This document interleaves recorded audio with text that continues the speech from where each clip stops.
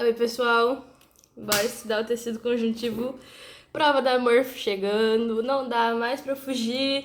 Já vimos tecido epitelial, tá? Que eu vou postar. Eu já postei.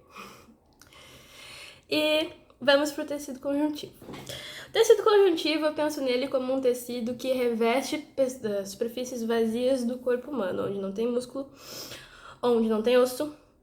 Na verdade, onde tem, tá? Porque quem faz o revestimento é o tecido epitelial. Mas o tecido de nutrição, que meio que preenche esses espaços lacunares entre tecidos, entre músculos, entre ossos, ele sempre vai estar fazendo um papel meio que de sustentação. Então, óbvio que para mim ter uma coisa em cima, uma coisa acoplada na outra, eu preciso de um tecido intermediário, e eu posso chamar esse de tecido conjuntivo, tá? As principais funções do tecido conjuntivo. Eu tô com o meu slide do lado, que eu faço anotações, e mais as minhas anotações do meu caderno, e um registro do passo a passo que eu escrevi aqui para funcionar a aula de uma forma mais didática e interativa, tá? Então tá. Ele vai sustentar componentes de outros tecidos, ele vai conectar outros tecidos entre si ou interpor-se sobre eles, ou seja, como eu falei, como ele preenche espaço vazio, ele vai ou se interpor de uma forma como se fosse uma tampinha, uma rede que conecta as coisas que estão dentro dele, ou ele vai sustentar, conectar outros tecidos, porque conjuntivo a gente sabe que são tendões, são ligamentos, então propriamente a função de conectar e fazer a inserção e a origem dos nossos músculos, ou fazer, que são os nossos tendões, ou conectar ossos nos ossos, são tecidos conjuntivos porque são ligamentos. Então, sustentam o corpo, porque são cartilagens e ossos. Sabemos que o nosso tecido conjuntivo também são ossos, tá? Conter vasos sanguíneos e nervos, isso nós sabemos porque é um tecido de sustentação. Ele é um meio de transporte para gases, nutrientes e catabólitos. Catabólitos são resultados de metabolismo do próprio tecido entre as células e os nossos vasos sanguíneos. Ele serve para envolver e separar estruturas de órgãos, tá? Participa da defesa do organismo por meio de várias de suas células. Por quê? Porque todas as células que originam o nosso tecido conjuntivo, elas dão origem a grande parte das nossas células do nosso sistema imunológico e dão origem também a outras células importantes do nosso tecido, que vêm lá das nossas origens mesenquimais, das nossas células hematopoéticas, células tronco-hematopoéticas, porque quando uma célula é tronco, seja célula tronco embrionária, seja célula tronco hematopoética, ela dá origem a outras células. Porque ela é uma célula que tem a capacidade, como a gente fala de totipotente, né? Que são aquelas células que têm a capacidade de se desenvolver em outras células, de se transformar em outras células. Aqui no tecido conjuntivo a gente vai ver o tipo de célula tronco hematopoética, ou seja, célula do sangue, uma célula sem definição do sangue, tronco, que é capaz de se transformar em outros tipos celulares que vão fazer, englobam todos os tipos de células do tecido conjuntivo. Então, quando alguém te perguntar, qual que é a principal célula do tecido conjuntivo, tu logo pensa, fibroblasto, fibrócito. Mas não, tu colocar célula tronco hematopoética e células de resquícios mesenquimais, tu consegue matar todas as charadas, porque são essas duas que originam todo o nosso tecido conjuntivo, todas as células hematopoéticas do nosso sangue, todas as células de defesa que a gente vai ter no nosso tecido conjuntivo. Então é importante saber as origens para te entender quais que vão se originar a partir dela e cada função de cada uma, tá? Beleza? Então, como eu listei todas as funções do tecido conjuntivo, eu acho que a que tu mais pode ter ficado em dúvida é como ele faz a sustentação de conter vasos sanguíneos e nervos. Nós sabemos que para cada veia existe uma artéria, para cada veia voltando existe uma artéria indo, né? E também um nervo que media entre elas. Como é que existe a conexão juntinha que deixa elas juntinhas? Tecido conjuntivo. O que que faz a fixação de um osso no osso? Tecido conjuntivo. O que faz a fixação de um músculo no osso? Tecido conjuntivo, através dos tendões, osso no osso, através do ligamento, tá? O que mantém nossas artérias, nossas veias, nossos nervos juntinhos? Tecido conjuntivo. Preenche espaço entre elas, espaços vazios. Como é que ele remove restos do metabolismo celular? Todas as células têm metabolismo celular a partir das suas funções. Como a gente viu, o epitelial ele não é avascularizado. Quer dizer, ele não é vascularizado, portanto, ele é avascularizado. E o nosso tecido conjuntivo, vascularizado. Portanto, por onde que vai ser removido os restos de metabolismo de outras células, seja conjuntivo, seja epitelial?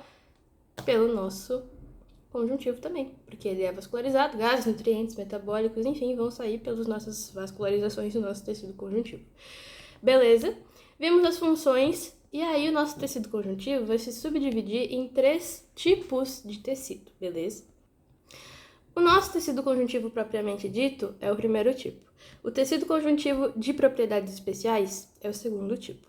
O tecido conjuntivo de suporte é o terceiro tipo, tá? Aí, o nosso tecido conjuntivo propriamente dito, que é o primeiro tipo, ele vai se subdividir em frouxo e denso. O nosso frouxo, ele vai ser mais número de células, beleza? Além dele ter maior número de células, tá? E mais núcleos aparecendo, porque tu vai ver um tecido conjuntivo frouxo, tem muitos nucleozinhos, muitas célulazinhas, tá? Tem poucas fibras, mas tem muitas células, tá? Fibroblastos, macrófagos, é um grande número e uma grande variedade de células no tecido frouxo. É abundante substância fundamental, tá? Função: suporte, preenchimento, nutrição de epitélios e defesa imunitária. Por quê? Porque onde estão presentes as nossas células de defesa imune? No nosso tecido conjuntivo frouxo. Possui muitas células de defesa, o nosso tecido conjuntivo frouxo. Então, a localização principal deles é abaixo dos epitélios, é o tecido... Quando a gente estava estudando tecido epitelial, a gente estudava tecido epitelial, lâmina basal e tecido conjuntivo. Nosso tecido conjuntivo, que geralmente está abaixo da nossa lâmina basal, é o tecido conjuntivo frouxo, tá?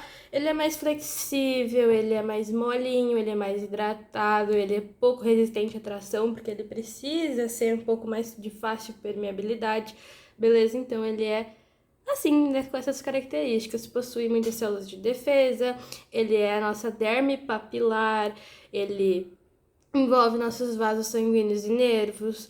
Característica: ele é flexível, delicado e pouco resistente às trações, como eu já disse, tá? Então, esse é um dos tipos de tecido conjuntivo propriamente dito. O segundo tipo é do tipo denso, beleza? O tipo denso tem muitas fibras colágenas. O que é o nosso colágeno? É o que deixa nossa pele durinha enquanto a gente é jovem. Então, quando a gente precisa de uma coisa resistente. Do tipo denso, ela precisa de fibras colágenas para que exista uma resistência maior a trações. Então, são fibras colágenas grossas. O tipo de tecido conjuntivo denso, ele tem menos células. Então, no microscópio, fica fácil de identificar o que é frouxo e o que é denso. Principalmente os fibroblastos, tá? A única coisa que tem, basicamente, no tipo denso. No frouxo, tu vê macrófago, tu vê... Não que tu veja, né? Porque é uma célula muito menor. Mas tem mais variabilidade de tipos celulares no tecido frouxo do que no denso. Porque na maioria do denso, é basicamente só fibroblasto, né? Ou fibrócitos, quando eles já não estão mais ativos, ou fez. Menos substância fundamental a gente chama da nossa MEC, né? Matriz celular, extracelular. A função é resistência mecânica, suporte estrutural e conexões, ou seja, do tipo denso que a gente vai ter os nossos ligamentos, os nossos tendões. A característica: ele é pouco flexível, tá? Alta resistência à tração. E aí a gente tem 2 subtipos, ok? O denso, ele tem o modelado e o não modelado. O frouxo, ele é sempre não modelado, porque ele é uma misturaba de coisas assim, dá pra ver que ele é meio desorganizadinho, porque ele tem fibras, ele tem células e fibras em todas as direções do frouxo. Então, quando tu tem uma coisa que ela é toda retinha, toda organizadinha assim, as fibras estão todas na mesma direção, qualquer tração que venha de qualquer lugar, eu tô, tipo assim, eu vou ter um tecido conjuntivo aqui, frouxo, tá? Não, vamos pensar no tecido conjuntivo frouxo. Ele não é organizadinho, ele tem fibras para todas as direções, seja para cá, seja para cá, seja para cá, seja para cá. Então, a tração, vamos pensar numa agulha. A minha agulha é a minha tração. Se eu encontrar uma tração assim, vai ter uma fibra que vai estar mais assim, que vai possibilitar que a minha agulha perfure. E se tiver uma fibra mais assim, vai possibilitar também que a minha agulha perfure. Então, quando eu tenho uma desorganização entre as minhas fibras do tecido conjuntivo, eu tenho mais uma fácil penetração, menos resistente à tração. E por isso que o meu tecido conjuntivo frouxo, ele é mais flexível e menos resistente à tração. O do meu tipo denso, eu tenho mais número de fibras colágenas, o que possibilita que seja mais difícil eu perfurar, que seja mais resistente à tração. Só que existe o denso, que ele é modelado, ou seja, as minhas fibras e as minhas células estão organizadas em linha, em sequência. Tanto faz se estão todas assim, se estão todas assim, ou se estão todas assim. Eu perfurar, fazer alguma tração nesse tecido conjuntivo denso, que as linhas estão organizadas, as fibras e as células estão organizadas, é mais difícil. Isso quando ele está modelado, tá? Mas eu também tenho um tecido conjuntivo denso que ele não é modelado. Ele tem fibras desorganizadas, sim, como parecido com o frouxo, tá? Só que por conta de o denso ter mais fibras colágenas do que o frouxo, mesmo que as fibras e as células do tecido conjuntivo denso não modelado estejam um pouco mais desorganizadas, a minha resistência à tração permanece mais elevada do que a frouxa, do tecido conjuntivo frouxo. Então, em ordem de resistência à tração, menos resistente ao frouxo, tá?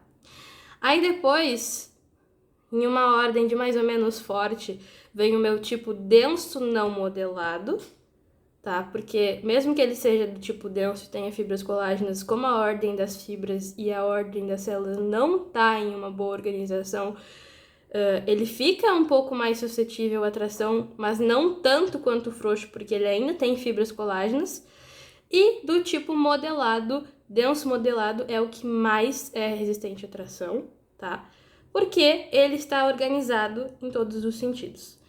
É meio difícil? É, mas é fácil de entender depois que tu pega. Pegou? Pegou? Espero que sim, porque eu não sei explicar de uma forma melhor. Ok. Esse quase que caiu. Quase que até o nosso tablet desistiu de entender. Beleza. Nosso tecido conjuntivo propriamente dito, do tipo frouxo, sempre não modelado, tá? Porque não existe modelação no tecido frouxo. Tecido denso, conjuntivo do tipo denso, existe modelado.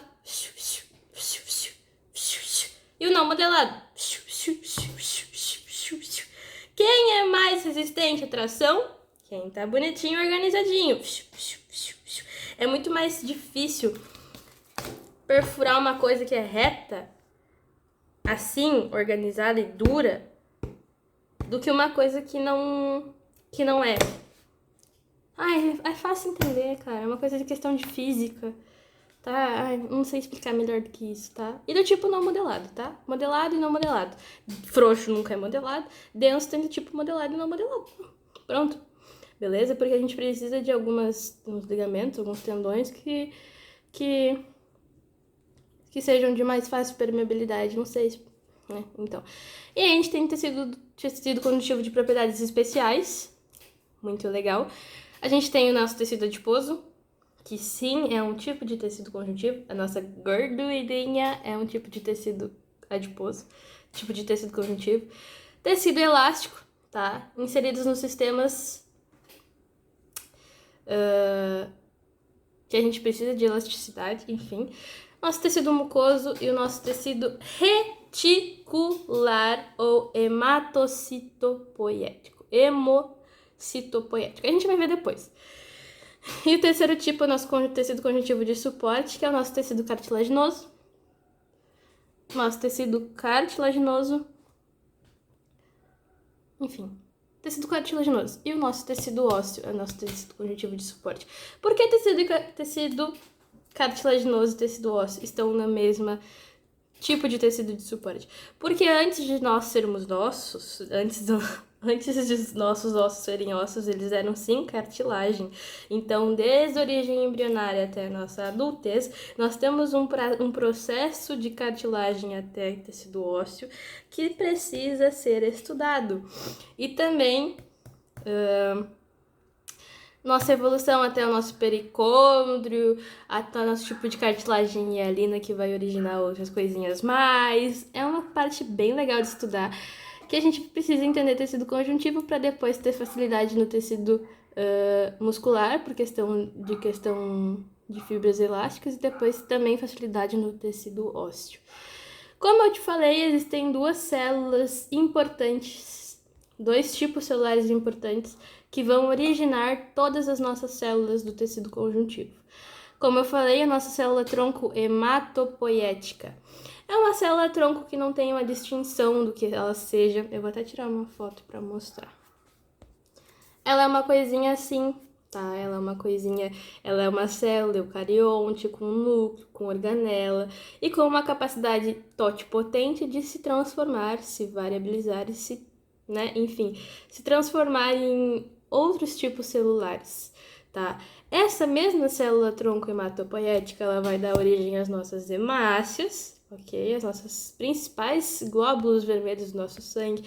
Ela vai dar origem aos nossos basófilos, que é um tipo de célula de defesa nossa propriamente para um tipo de patógeno. Qual será? O basófilo, ele é o tipo mais raro de glóbulo branco, tá? Ele é um leucócito do sangue, são os nossos leucócitos, os basófilos leucócitos do sangue, tá? Não, ele é um glóbulo branco que se chama basófilo, mas no sangue ele é um leucócito, tá? Ele é representado quase que 1% do total de células de defesa. Ele é essencial na defesa imune, especialmente contra alergias e parasitas. Então, eles estão liberando histamina, que causa inflamação, causando inflamação e alergia, tá? Para o corpo entender que existe um corpo estranho no nosso ser, no nosso indivíduo, tá? E daí a heparina é um anticoagulante, daí ele vai ser produzido na nossa medula óssea, que é tipo um plasminha dentro dos nossos ossos, tá? Nossa medula óssea. Não é um plasminha. Óbvio que falar plasma é uma coisa muito absurda, mas a medula óssea é como se fosse um gelzinho com substâncias que vai originar outras coisas importantes, mas é o que tá dentro do nosso osso, basicamente é assim que é entender, tá? Então, ele vai atuar contra infecções, parasitas e vão participar da nossa resposta inflamatória.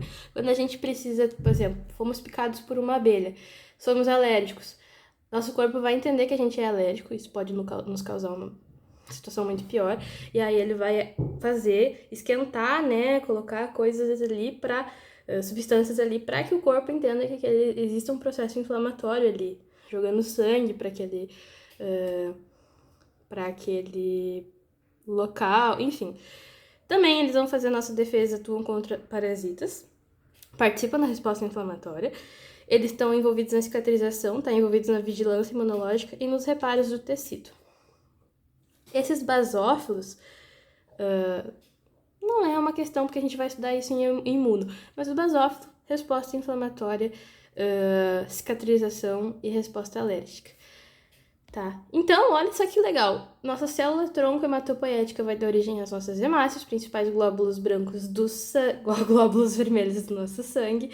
Vai dar origem a quase todos os nossos glóbulos brancos, que são nossas células de defesa. Primeiro tipo, basófilo. O que o basófilo faz? Resposta alérgica, cicatrização e processo inflamatório. Ele vai dar, então, beleza. Aí o próximo, eosinófilo. Então, o que o eosinófilo vai fazer? Ele é um tipo de glóbulo branco, também leucócito no sangue, especializado do sistema imunológico, produzido na nossa medula óssea, que atua na defesa contra infecções parasitárias, fúngicas e em reações alérgicas também. O eosinófilo ele tem uma especialização para questões fúngicas, tá? Como diferenciação entre ele e o basófilo, a única diferenciação aqui vai ser a questão fúngica, beleza? Eles nos protegem,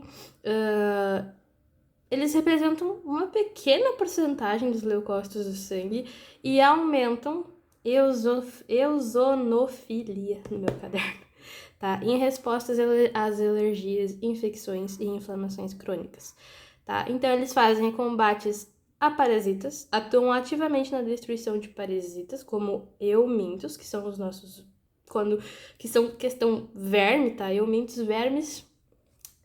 Quando a gente come alguma coisa estragada, come um verminho, uma coisa dentro do pastel aí.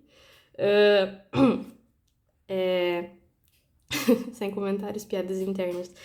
Beleza? Reações alérgicas atuam em processos alérgicos como asma, rinite e alergias a medicamentos. Que cachorro desgraçado. Deu um jeito. Como eles estão relacionados aos nossos eosinófilos? A questão dos basófilos, eles estão envolvidos em respostas alérgicas mais rápidas, em processos inflamatórios rápidos. Picada, enfim, algum processo que precise exercer de uma inflamação rápida, ok? Já os nossos eosinófilos, eles têm uma função de questão alérgica, fúngica e contra vermes que podem estar no nosso organismo, mas o eosinófilo tem uma resposta inflamatória a longo prazo, geralmente com alergias que a gente tem crônicas, né? Que a gente conhece bem. Por exemplo, tudo que termina com it, eu tenho.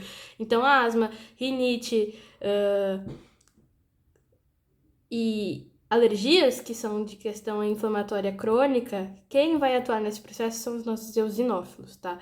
E também alergias a medicamentos, tá? O que é a eosinofilia? Quando a gente tem um nível alto de eosinófilos no nosso sangue, no nosso corpo, basicamente, é porque níveis altos indicam geralmente alergias, tá? Parasitas, uso de certos medicamentos e, em casos mais raros, doenças autoimunes e cânceres como leucemia e linfomas. Então, se você for fazer um exame de contagem de glóbulos brancos e os seus eosinófilos estiverem muito altos, quer dizer que seu corpo está combatendo alguma coisa, seja verme, seja, e se tu tá, tipo, aparentemente bem, sem nenhuma alergia. Porque se tu tiver com alguma alergia, tô com rinite, tô mal, tô gripado. Tudo bem tá essa contagem, mas tu tá aparentemente bem e tá com um nível de eosinófilos no sangue alto, é um problema. Porque ou teu corpo tá combatendo algo dentro do teu próprio corpo, e isso significa que é uma doença autoimune, ou é um câncer escondido que teu corpo tá tentando tratar. E geralmente é uma leucemia ou um linfoma, porque, né, contagem de glóbulos brancos no nosso próprio sangue, porque o eosinófilo ele é um leucócito, ou seja, um glóbulo branco do nosso sangue, ele vai estar tentando combater ou um câncer no sangue, ou ele vai estar tentando combater um linfoma. Ok, isso é quando eu estou com muito número de eosinófilos no nosso sangue, no meu sangue. Quando eu tô com um número baixo... Quando eu tô com um número alto de eosinófilo no meu sangue, eu vou dizer que isso é uma eosinofilia. Quando eu estou com um número baixo de eosinófilos no meu sangue, eu estou com eosinopenia.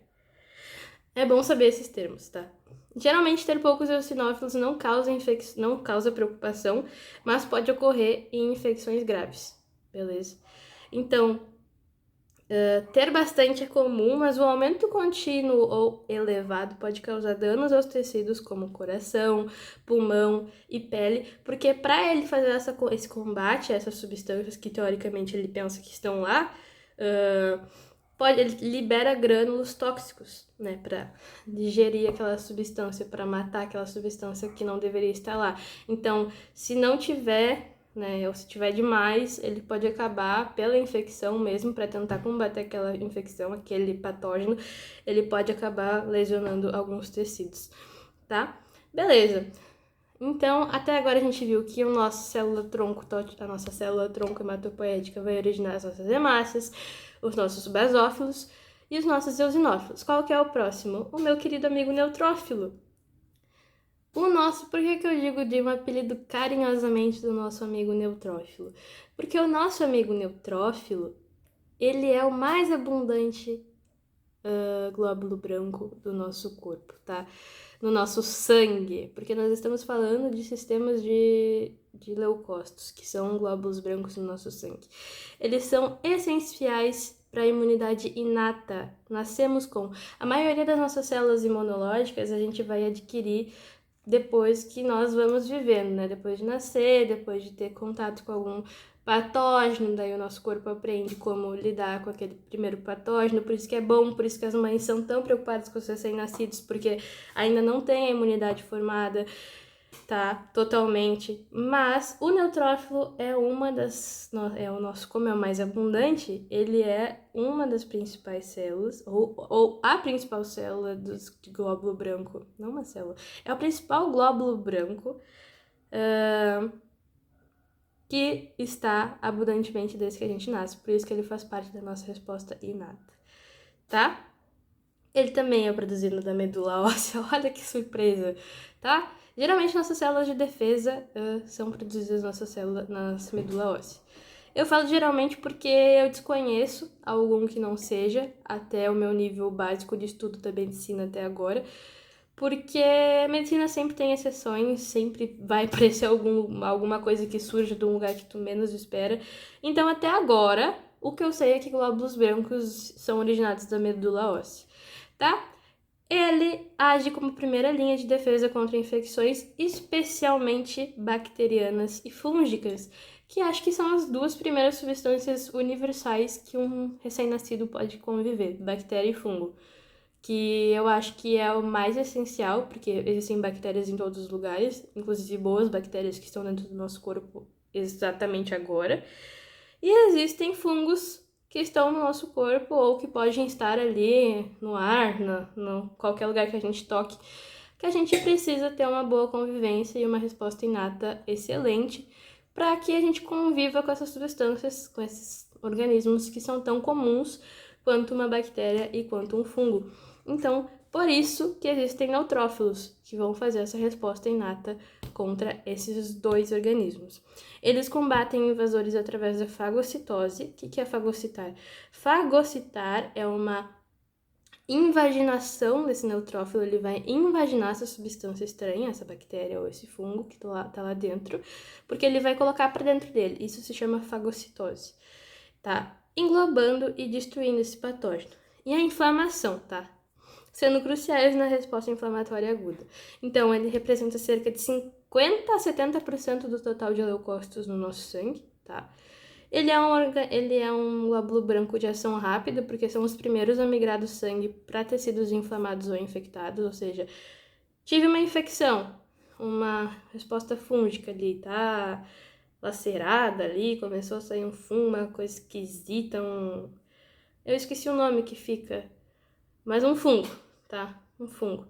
Quem que vai migrar do meu sangue até esse processo que existe a minha inflamação? Primeiro, os meus neutrófilos. Esse é o primeiro, beleza? Ele tem uma vida curta, vive pouco tempo, geralmente de apenas de 2 a 3 dias. Ele é um mecanismo de defesa. E o mecanismo de defesa dele é a fagocitose. Ele come o micro-organismo, fazendo a liberação de grânulos antimicrobianos e a formação de armadilhas extracelulares NETs com o seu próprio DNA para captar invasores. Ou seja, é muito legal, porque é como se fosse um filminho assim de tu assistir. Ele pega o material genético dele, e é muito difícil explicar isso só vendo para te entender, porque ele faz questão de armadilhas com material genético, tá? Faz armadilhas extracelulares ali com o seu próprio DNA para capturar invasores. Eu vou ter que pesquisar um vídeo disso. Pesquisei aqui, mas não achei nada. Era só cunho de conhecimento e curiosidade, não que seja algum tipo assim, qual que é o tipo de defesa que o neutrófilo faz? Isso pode cair em imuno, mas não é agora, tá? Enfim, esse é um cara foda. Tem que saber que ele faz a ação contra bactérias e fungos. Neutrófilo, primeira linha de defesa, resposta inata. Nascemos com os nossos queridos amigos neutrófilos. Obrigado, neutrófilos. Um salve para eles. Ok? O que um alto nível de neutrófilos no nosso hemograma vai diagnosticar? Quando a gente tem um alto nível de algum leucócito, a gente fala um nome inicial dele e fala filia, porque tem grande quantidade, tá? Neutrofilia, alto número de neutrófilos no nosso sangue. Geralmente, obviamente, vai indicar infecção bacteriana aguda, inflamação, ou talvez estresse físico, uso de medicamento como corticoide, ou simplesmente tabagismo, tá? Porque sabemos o que o tabaco é. Neutrófilos baixos. Neutropenia. Penia é quando tá baixo, tá? Pode indicar infecção grave, tá?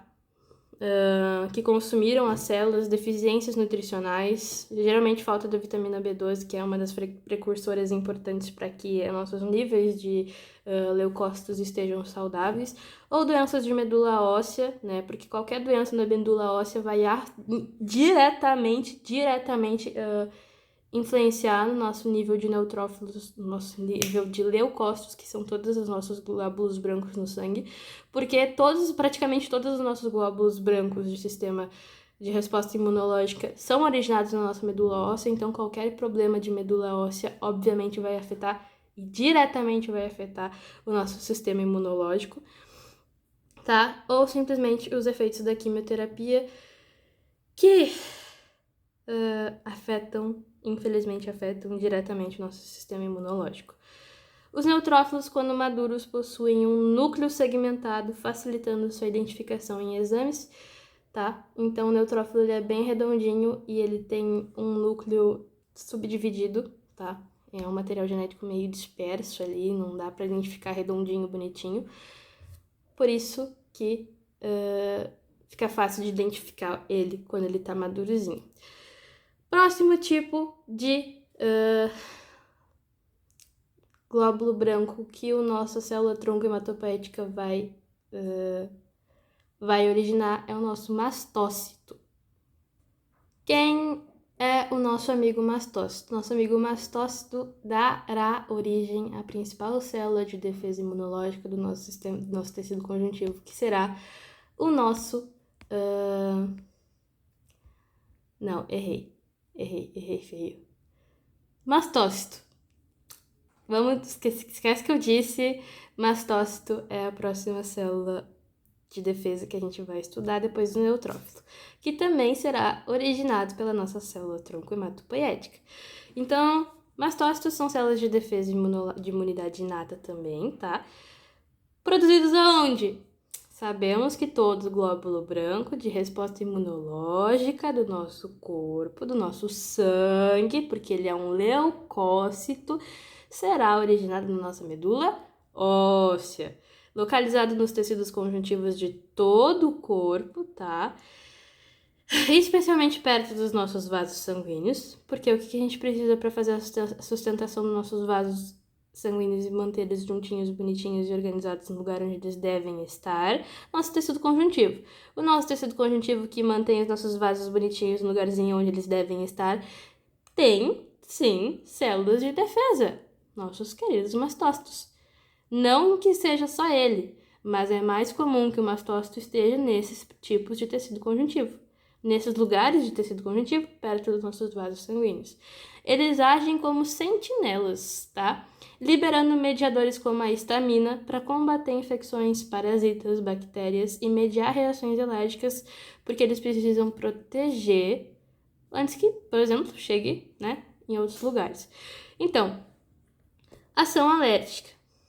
Ao encontrar um alérgeno, um patógeno que vai fazer essa alergia, o mastócito libera histamina, causando sintomas como inchaço, coceira e vermelhidão. Histamina é um dos principais substâncias que qualquer glóbulo branco que faça resposta alérgica vai liberar, tá? Porque isso causa no corpo o quê? A histamina causa esse inchaço, vermelhidão, vai coçar, para o corpo entender que ali existe alguma coisa de errada. Então, como que ele vai fazer essa defesa e cura? O sangue vai ir para lá, né? Atua na cicatrização de feridas, na angiogênese, formação de novos vasos, tá? E na regulação do sistema imunológico. A proliferação excessiva e o acúmulo de mastócitos no tecido é chamado de mastocitose. Quando se ativam de forma descontrolada, causam a síndrome de ativação mastocitose. Isso, então, eu tô só aumentando o conteúdo que tu pode saber, que vai te facilitar entender de onde vem, para quando tu tiver imuno, ficar uma coisa, tipo assim, barbada pra ti, entendeu? Sinônimos. Acho que isso não é muito importante, mas ele tem grânulos dentro dele. E aí, como que ele vai agir? Ele vai fazer essa ativação mastocitária, tá? E ele é frequentemente referido nos livros de inglês, Grande parte é bom tu entender isso porque quando tu for estudar imuno em livros que são em inglês, que geralmente são os mais completos, a gente fala como mast cells, que são um termo em inglês associado às células granulares da imunidade. Células glóbulos brancos que possuem uma ativação de linha de defesa por grânulos, eles vão soltar aqueles grânulos vão se juntar nos patógenos e vão meio que digerir ele.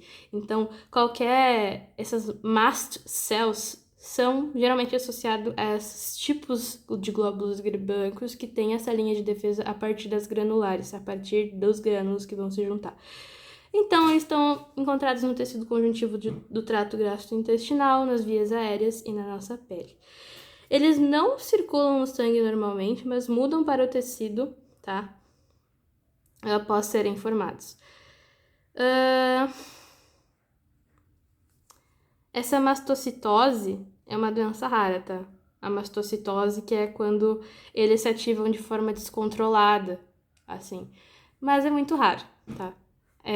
A gente viu até agora 3 tipos de glóbulos brancos, os basófilos, os eosinófilos e os neutrófilos.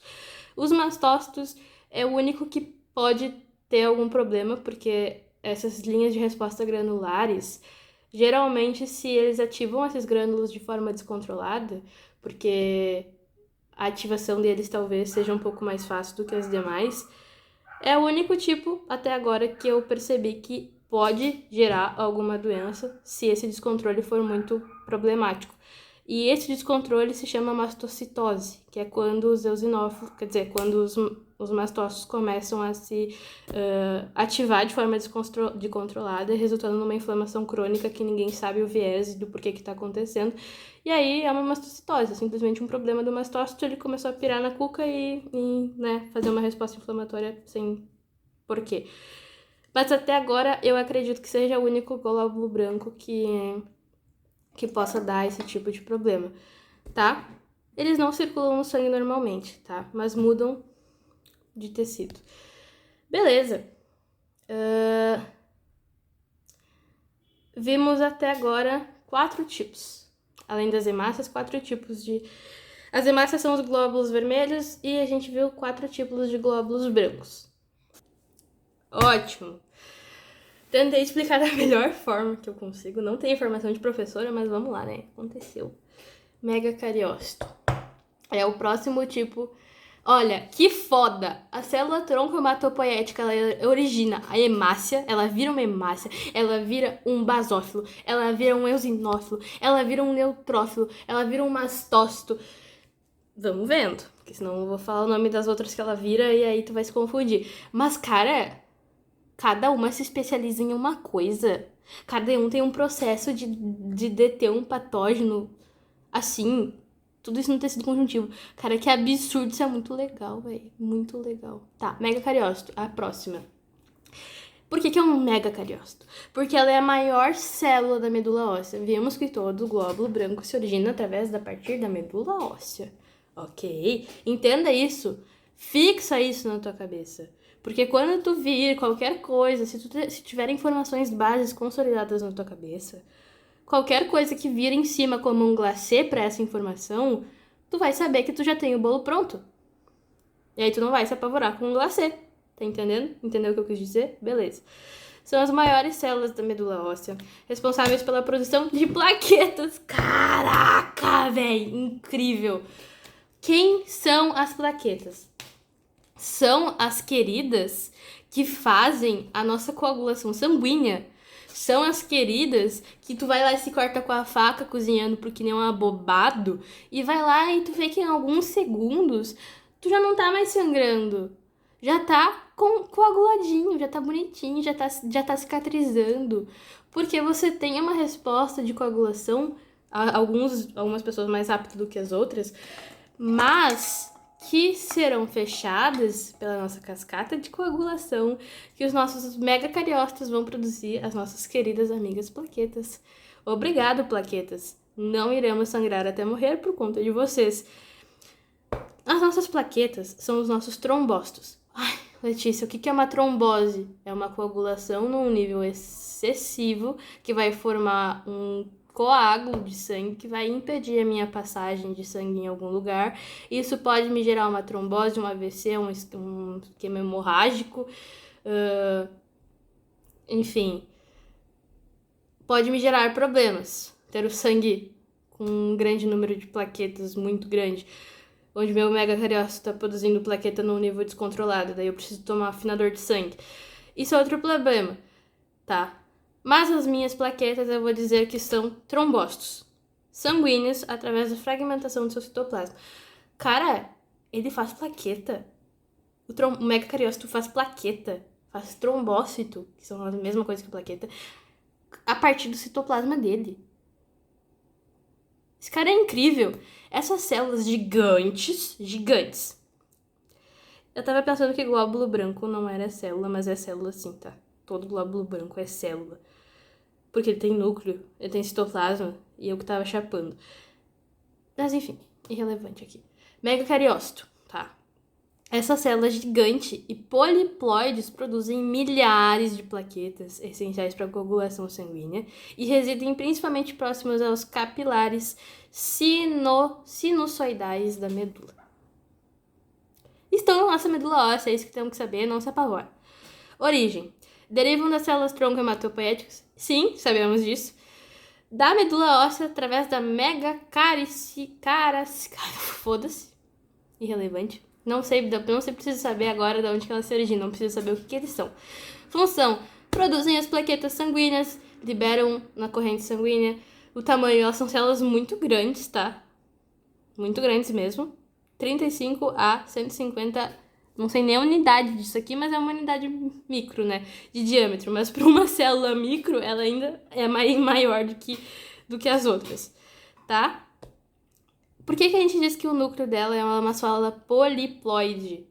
Porque ela tem múltiplos conjuntos de cromossomos. Elas têm um nível de maturidade, tá? Passam de estágios, ela é um nível basófilico, depois acidófilo, e depois acidofílico, e depois ela vira uma plaqueta, tá? Ela tem um nível de maturidade, mas isso a gente vai ver em imuno, só que eu tô achando muito legal que o megacariócito pode originar plaquetas. Eu adoro as plaquetas. Eu adoro as plaquetas mesmo. Eu acho elas muito legais. Adoro a coagulação sanguínea. Eu acho isso um processo muito top. Beleza. Vimos, então, as hemácias. Vimos que os nossos basófilos têm uma resposta inflamatória. Vimos que os nossos eosinófilos também são por respostas inflamatórias crônicas e fungos. Os nossos neutrófilos são uma resposta às nossas bactérias e fungos.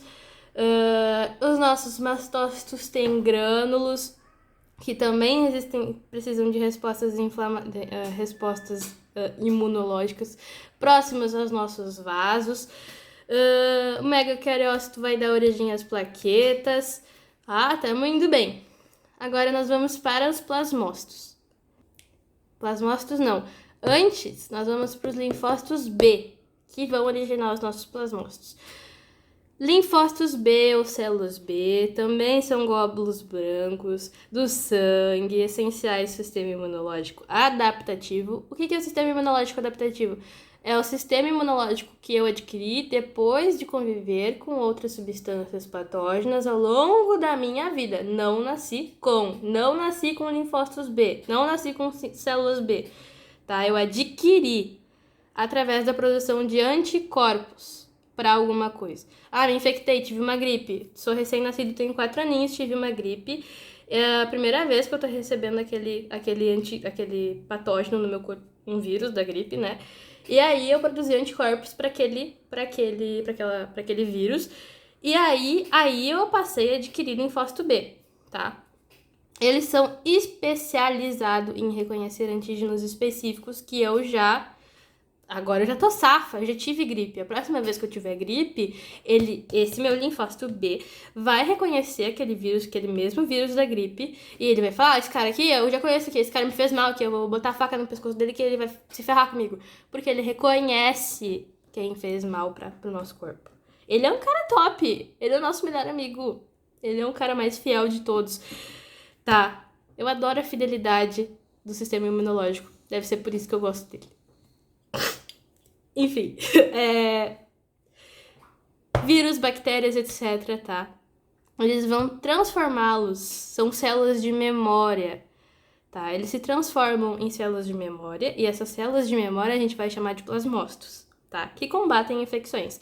Então, os linfócitos B vão se originar a partir das células tronco hematopoética que a gente já conhece, na nossa medula óssea que a gente já sabe, tá? E eles vão ter diferentes níveis de maturação, beleza? Porque a gente também tem o linfócito T, a gente tem o linfócito B, que vai originar esse plasmócito, a gente já entendeu. Mas a gente também tem o linfócito T, tá? Porque diferente do linfócito T, os linfócitos B amadurecem na medula óssea, tá? Fetal ou adulta, ou no fígado fetal humano. O desenvolvimento durante a maturação passam por estágios, onde rearranjam seus genes para adquirir esses receptores específicos depois que a gente teve uma infecção, para ele saber identificar aquele... ele, tipo assim, ele tá novinho ali. Ele tá ali na primeira vez, ali, entendendo o que ele tá fazendo no corpo humano. E aí eu me gripei. Aí ele falou, bom, eu vou ter que combater essa gripe. Tá, combati.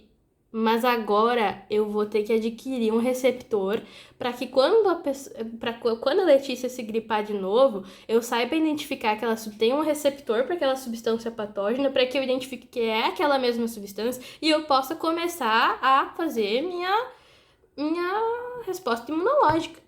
Então ele precisa adquirir esse receptor específico antes de migrar para órgãos secundários, tá? Então, o que ele vai originar? Ele vai linfócito B, né? Ele vai fazer ativação. Após serem ativados por algum antígeno, os linfócitos B vão se proliferar, tá? Vão, né?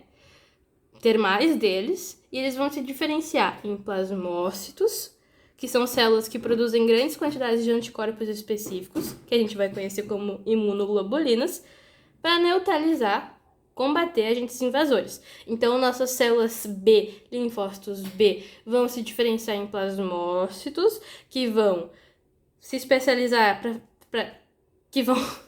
que produzem grandes quantidades de anticorpos específicos, nossas imunoglobulinas, para combater invasores. E eles também vão se especializar em células B de memória, que são células de longa vida que permanecem no corpo após a infecção para garantir uma resposta imune mais rápida, caso mesmo o patógeno volte a atacar. Beleza? Beleza. A gente viu o linfócito B. Ah, Letícia, eu entendi o que é o linfócito B, entendi que ele se origina, que ele vai originar o plasmócito e que também ele vai originar a célula B de memória, né? Para reconhecer caso eu me gripe de novo, caso eu tenha o mesmo invasor de novo. E o meu plasmócito, ele vai fazer mais célula vai produzir mais imunoglobulina para que quando eu tiver aquele patógeno no meu corpo, a minha resposta fique em boa quantidade, eu tenha bastante soldadinhos para que minha resposta funcione, para que o meu sistema imunológico funcione. Agora, linfócitos T. Também são glóbulos brancos essenciais da imunidade adaptativa, também produzidos na medula óssea e amadurecidos no timo. O que é o timo? É uma dos... Ai, vou ter que rever isso. Eles atuam na defesa contra vírus, bactérias intracelulares e células cancerígenas, linfócitos T. Importantíssimo, porque quando a gente vai falar, a gente sempre fala em caso clínico e fala de câncer, pensa logo, linfócito T, linfócito T, linfócito T, câncer, linfócito T, câncer, linfócito T, câncer, linfócito T, câncer, linfócito T, câncer, repete, linfócito T, câncer, linfócito T, câncer. Destruindo células infectadas ou coordenando a resposta imune.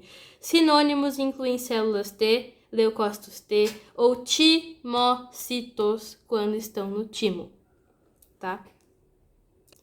O que é o timo? O que é o timo? É um órgão linfóide primário essencial no sistema imunológico, localizado no tórax, atrás do externo, atrás desse osso aqui, e à frente do coração. Sua principal função é produzir e maturar linfócitos T, glóbulos brancos que defendem o organismo contra infecções e células doentes, treinando-os para reconhecer genes externos.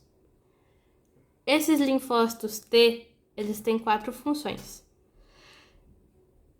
Uma delas é ativar os linfócitos B, tipo assim, mano, acorda aí, tipo, é como um despertador dos linfócitos B, ele não vai fazer, ele tem o linfócito T, CD4, que é um dos tipos de linfócito T, e não precisa saber, mas existe um tipo de linfócito T que vai servir como despertador do linfócito B. Existe um linfócito T que vai destruir diretamente células infectadas por vírus ou cancerígenas, que é o segundo tipo de linfócito T. São citotóxicos.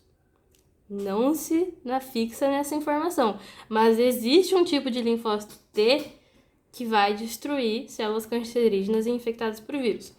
Existe outro tipo de linfócito T que também é um linfócito T de memória, ou seja, ele vai permanecer no corpo após uma infecção, permitindo uma resposta mais rápida caso o mesmo patógeno retorne. Isso a gente já sabia, parecido com uma das funções do linfócito B.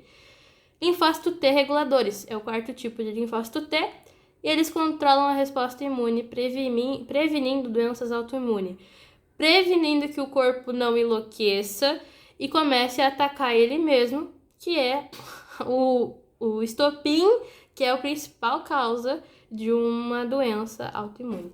Beleza? Combate infecções virais, eles eliminam células infectadas, eles têm a resposta imune a tumores, reconhecem e atacam células cancerosas, eles auxiliam na produção de anticorpos, eles ajudam, são os bestes dos linfócitos B, por isso que eles vêm juntinhos, eles são irmãos, tá? E é isso aí. A diferença é que o linfócito T ele permanece no linfócito T e o linfócito B ele vai derivar para plasmócito, beleza? Ou para linfócito B de memória. Próxima célula originada pela célula tronco hematopoética é o monócito. E aí a gente está chegando no estopim disso.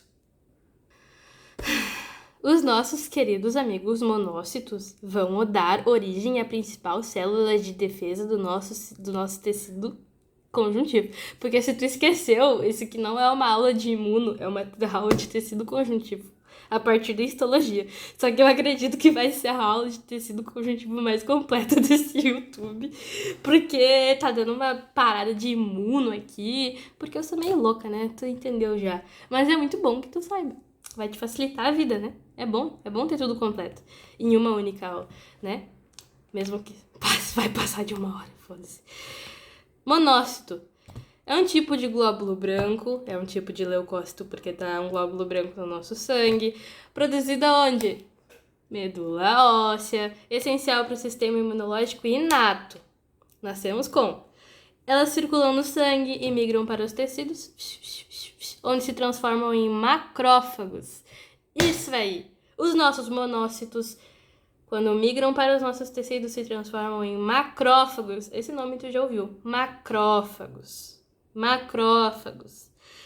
Ou células dendríticas, para destruir germes, bactérias e remover tecidos mortos ou danificados.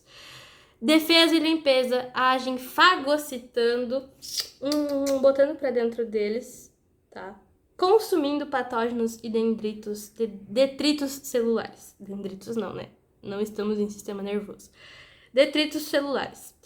Eles fazem um alerta imunológico, ativam outras células sanguíneas para combater infecções, ou seja, eles são um carinha que vai chegar lá no sistema imunológico e falar assim, cara, tu faz isso, tu vai pra lá, tu vai pra cá, eles são o chefão. Macrófago é o chefão do bagulho, tá?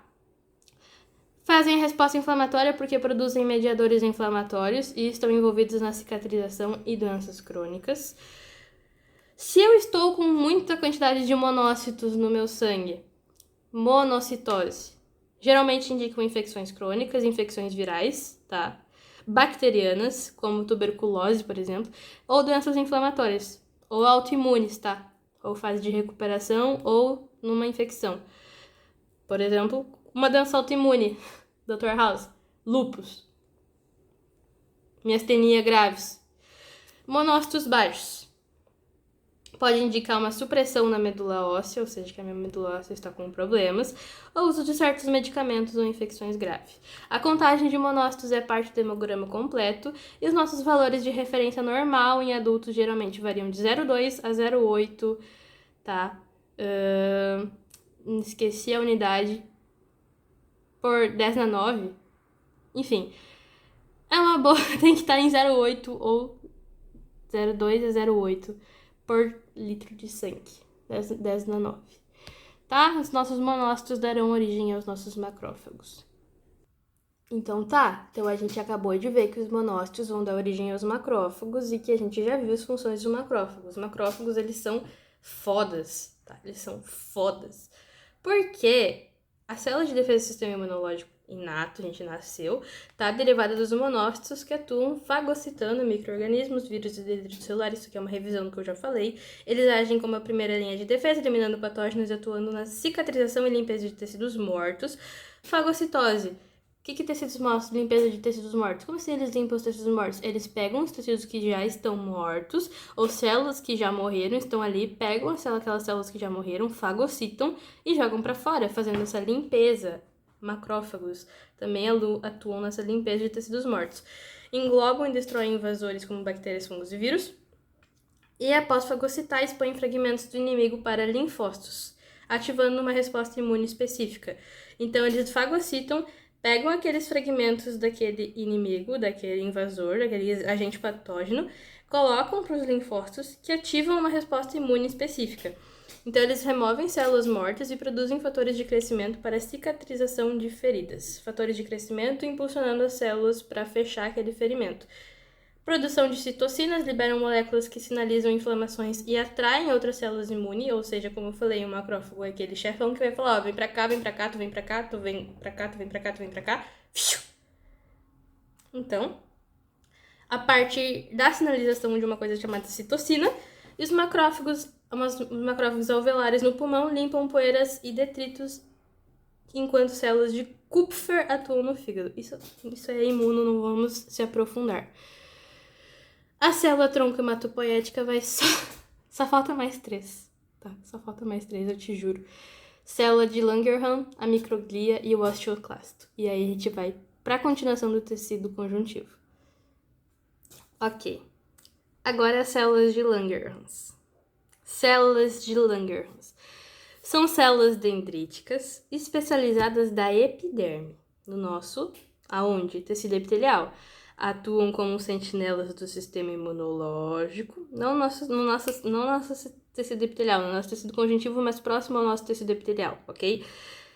São sentinelas do sistema imunológico, elas capturam antígenos, migram para linfonodos, tá? Linfonodos o quê? Nosso sistema linfático.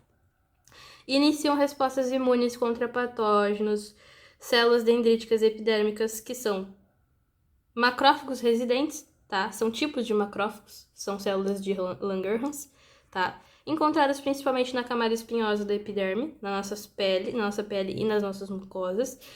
São profissionais na captura de antígenos, tá? E a ativação dos linfócitos T, nossas células de Langerhans.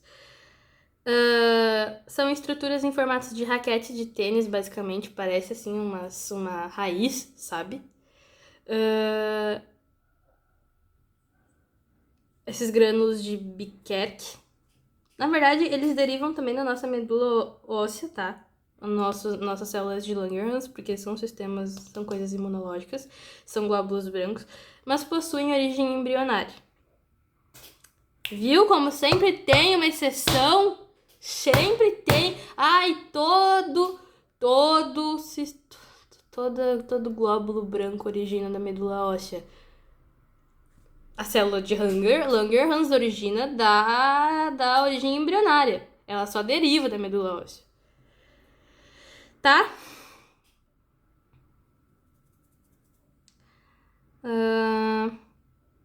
Não confundir a célula de Langerhans com as ilhotas de Langerhans no pâncreas, porque as ilhotas de Langerhans no pâncreas originam que produzem insulina, tá? Me lembrei dessa porra aí. Só falta mais duas: microglia e osteoclasto. Microglia também são células imunes residentes do sistema nervoso central, tá? O que o sistema nervoso central faz? O nosso sistema nervoso central, composto pelo encéfalo e a nossa medula espinhal, atua como principal centro de comando do corpo, processa informações sensoriais, gerencia pensamentos, emoções, memória, movimentos, além de coordenar funções vitais involuntárias como respiração, batimentos cardíacos, digestão, garantindo a nossa homeostase do nosso organismo. Recebe as informações de sentido, analisa e gera respostas apropriadas. Faz o nosso controle motor, envia comandos para os músculos através de neurônios motores, permitindo movimentos voluntários. Como os neurônios motores funcionam, a gente vai ver em fisiologia. Os neurônios motores funcionam a partir da liberação de acetilcolina nos nossos receptores para que haja a nossa contração muscular, que isso leva cerca de milissegundos. Faz as nossas funções cognitivas e emocionais, é a sede da memória, do aprendizado, da inteligência, da linguagem, das emoções. Faz a regulação vital do tronco encefálico, controla automaticamente funções como a respiração, digestão e batimentos, coordenação e equilíbrio, porque quem é responsável por nosso equilíbrio é o nosso cerebelo, assegura a precisão e a suavidade dos movimentos e mantém o equilíbrio corporal. Nossos movimentos finos, quando a gente consegue pegar um microfiapinho, é o nosso sistema nervoso central que está agindo através do nosso cerebelo, movimentos finos, suavidade e equilíbrio corporal, e os nossos reflexos, que vêm através da nossa medula espinhal, bem aqui, tá? Toda a nossa medula espinhal, processa respostas rápidas e automáticas e estímulos, sem necessidade de interferência imediata do cérebro, tá? Porque a nossa medula espinhal, que faz parte do nosso sistema nervoso, tá? Ele identifica, por exemplo, senti algo muito quente, tirei rápido. Esse é o meu reflexo. Porque eu não preciso de uma ação, não preciso que o meu cérebro pense sobre como eu preciso tirar o meu braço dali. A minha medula já faz esse trabalho, porque eu tenho reflexos. E tudo isso deriva do meu sistema nervoso central. Viu como o meu sistema nervoso central é importante? Eu preciso de um sistema imunológico que proteja todo o meu sistema nervoso central. Por quê? Porque é importantíssimo. Meu Deus, olha a quantidade de coisas que ele faz. As microglias, que são células originadas da minha célula tronco hematopoética. Em todo o nosso vídeo a gente viu que a nossa célula tronco hematopoética origina hemácias, basófilos, eosinófilos, neutrófilos, mastócitos, megacariócitos, linfócitos B, linfócitos T, monócitos, macrófagos, células de Langerhans, microglias e os nossos osteoclastos, que é o último que a gente vai ver, mas estamos na microglia, tá? São células imunes, tá? Funcionam no nosso sistema, residentes do nosso sistema nervoso central. Funcionam como os principais protetores e faxineiros do cérebro, da medula espinhal. Precisamos de algo que proteja essa questão, né? Eles monitoram ativamente o ambiente, fagocitando, engolindo patógenos, detritos celulares e neurônios mortos, além de auxiliar na remodelação de sinapses. Sinônimos incluem microgliócitos e células de Ortega. Tá. Aspectos da microglia. Função e comportamento. Em estado de repouso, eles possuem um formato ramificado, tá? E movem-se constantemente, são células móveis, tá? São tipo de defesa móvel, tá? Ao detectar ameaças ou lesões, elas se tornam ativadas, mudando para uma forma ameboide, para eliminar agentes tóxicos. Essenciais para a homeostase cerebral, manter tudo certinho no meu cérebro e no estado, tá? No entanto, sua ativação crônica ou desregulada está associada a neuroinflamações e doenças neurodegenerativas como Alzheimer e Parkinson, porque a microglia começa a comer neurônios que não era para ele ficar comendo. E aí eu tenho uma neurodegeneração, tá? Do meu controle motor, porque ele está, né, a microglia protege, faz a limpeza do meu sistema nervoso central. E quem que faz os meus movimentos de coordenação fina? O meu sistema nervoso motor. Se eu tenho uma microglia, que é o meu sistema imunológico do meu cérebro, comendo fagocitando coisas que ele não deveria e fazendo a minha neurodegeneração, eu tenho, obviamente, problemas que vão derivar das funções que ele deveria cumprir. E uma delas é o meu movimento muscular. Ou seja, o Parkinson, eu vou começar a tremer as mãos, porque eu estou perdendo a capacidade de movimentos finos. Meu sistema nervoso central é a casa, é o palácio da memória. Se eu tenho a minha microglia fazendo uma neurodegeneração, óbvio que a minha memória vai começar a se ferrar, Alzheimer, tá? Então, se eu tenho uma estimulação inadequada e desregulada do meu sistema imunológico da minha microglia, eu vou ter uma degeneração, neurodegeneração, tá? Isso é genético, tá? Isso é genético. Como ele funciona? Ele fagocita placas beta-amiloides no Alzheimer, resposta inflamatória após AVC, acidente vascular cerebral e reparação pós-traumas.